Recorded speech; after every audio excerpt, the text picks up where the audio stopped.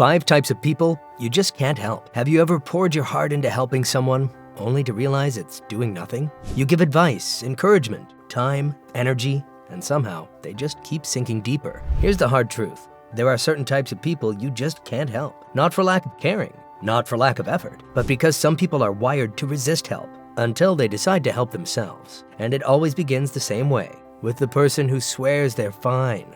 They smile like nothing's wrong. They say, "I'm fine." You can see the crash coming, but they refuse to even look at the wreck. These are the deniers. They live in a state psychologists call pre-contemplation, where admitting there's a problem feels more painful than the problem itself. Your advice doesn't reach them because, to them, it sounds like an accusation. When you push harder, they pull away. That's psychological reactance, the instinct to resist anything that threatens autonomy. So you talk, plead, reason, but nothing changes. Because until they choose to face their own reflection, no amount of logic will break the illusion. You can't help someone who's still protecting their lie.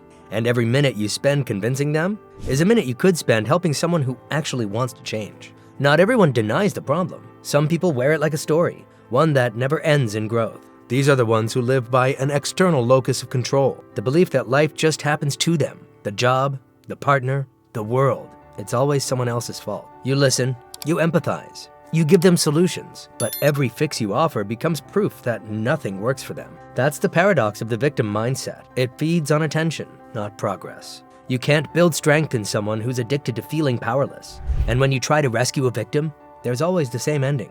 You become the villain the moment they still feel lost. So before you jump in to save them, ask yourself, are you helping or are you being cast in their story again? Then there are the people that say they want things to get better, but secretly don't. They vent, they sigh, they repeat the same frustrations like clockwork. These are the chronic complainers.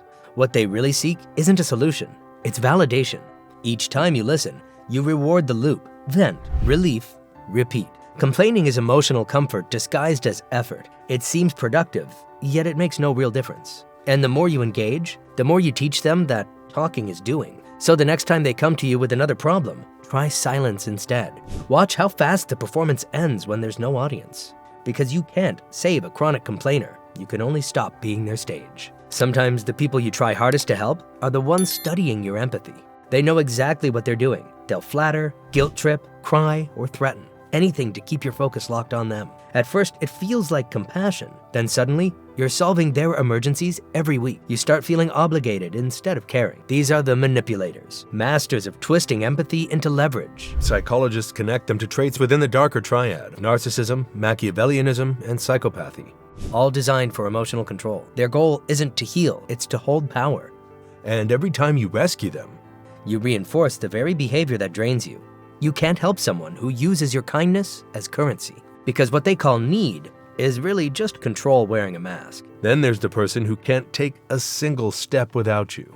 They call for advice, reassurance, direction, and then ignore everything you say. At first, it feels meaningful. You feel needed, but eventually you realize you've become their emotional life support system. This is codependency, when helping someone turns into enabling them. The more you fix their problems, the weaker they become. They've learned that your effort is easier than their own.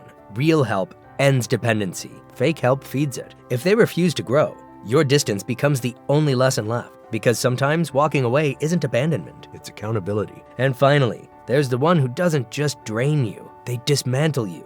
They're warm one moment, cold the next. Charming, cruel, unpredictable. You keep hoping that if you just say the right thing, they'll finally hear you. But logic doesn't reach people driven by emotional chaos. Many of them carry deep trauma or instability, but that doesn't make you their therapist. Your compassion can't heal someone who's weaponized their pain. And when you keep trying, you don't just lose energy, you lose yourself. You can't mend something you didn't destroy, and you can't keep bleeding to prove you care. Sometimes the most loving thing you can do is leave the storm behind. Here's the truth most people never learn. Some people don't want your help, they want your attention. Some people don't need saving, they need consequences. And some will never change, until you stop cushioning their fall. Helping doesn't always mean staying. Sometimes it means stepping back, so they can finally face what you've been shielding them from. Because you can't fix what refuses to face itself. And the most powerful kind of help is knowing when to stop giving it.